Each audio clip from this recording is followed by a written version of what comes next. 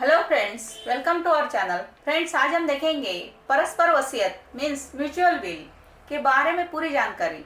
So friends, हमारा video अंत तक देखिए, लाइक कमेंट शेयर कीजिए, सब्सक्राइब करना न भूलिए। परस्पर वसीयत म्यूचुअल विल के किसी एक वसीयतकर्ता की मृत्यु और दूसरे वसीयतकर्ता के जीवन काल में ही अंतिम लाभार्थी के अधिकार पूरी तरह स्पष्ट है।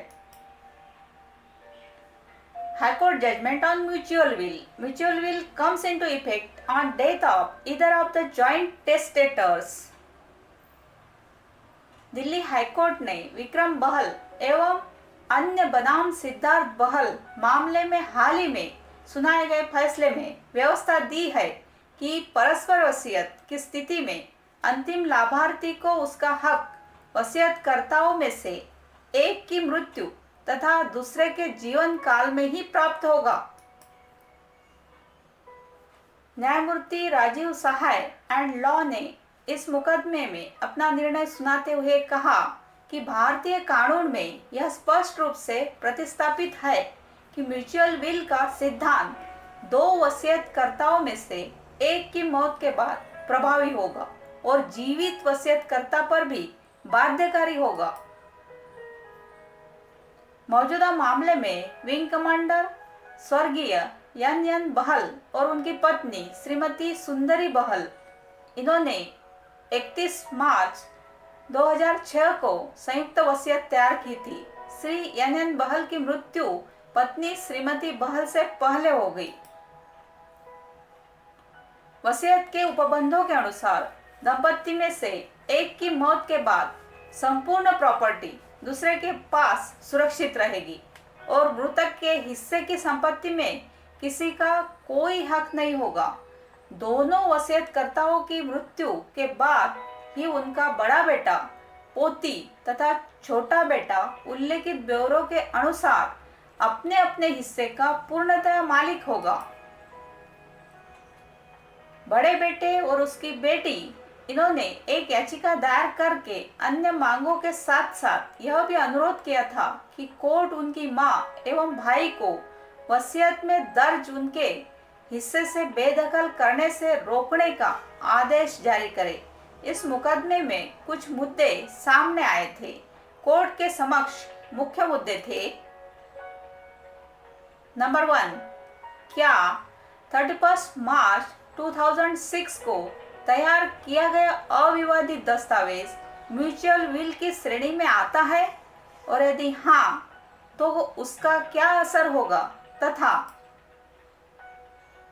नंबर 2, इस तरह की वसीयत पर हिंदू उत्तराधिकार कानून की सेक्शन 41 का प्रभाव क्या होगा।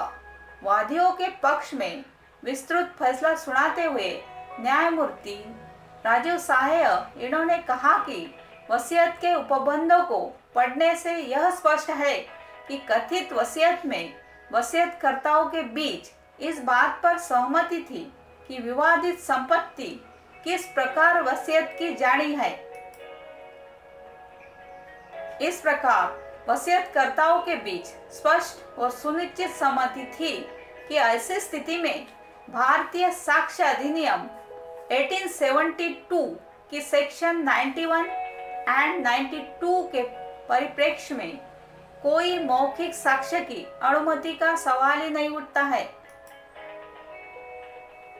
फैसले में आगे कहा गया है कि एक बार यदि ऐसे समझौते का पता चलता है और वसीयत यदि संयुक्त संपत्ति से संबंधित है, साथ ही वसीयतकर्ता संबंधित दस्तावेज से संतुष्ट है, तो यह म्यूचुअल विल की श्रेणी में आता है।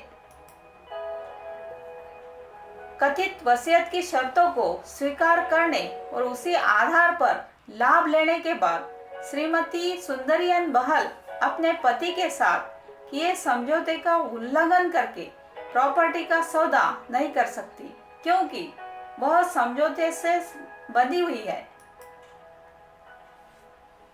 कानून की आगे व्याख्या करते हुए यह व्यवस्था दी गई है कि म्यूचुअल विल के किसी एक वसीयतकर्ता की मृत्यु और दूसरे वसीयतकर्ता के जीवन काल में ही अंतिम लाभार्थी के अधिकार पूरी तरह स्पष्ट है। और लाभार्थी को अपने अधिकार हासिल करने के लिए दोनों वसीयतकर्ताओं की मृत्यु का इंतजार नहीं करना होता है।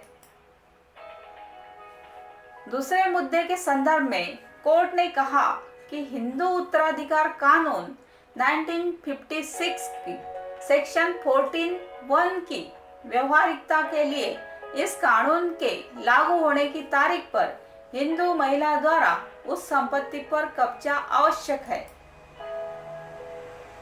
यह भी व्यवस्था दी गई है कि हिंदू महिला के लिए यह दलील देना अनिवार्य है कि विवादित प्रॉपर्टी उसे पहले से मौजूद अधिकारों के एवज में दी गई थी, लेकिन मौजूदा मामले में श्रीमती सुंदरी बहल ने ऐसी कोई दलील नहीं दी थी, इसलिए वह हिंदू उत्तराधिकार कानून के सेक्शन 14(1) के तहत विवादित संपत्ति पर अपना संपूर्ण अधिकार का दावा नहीं कर सकती है। Thank you friends.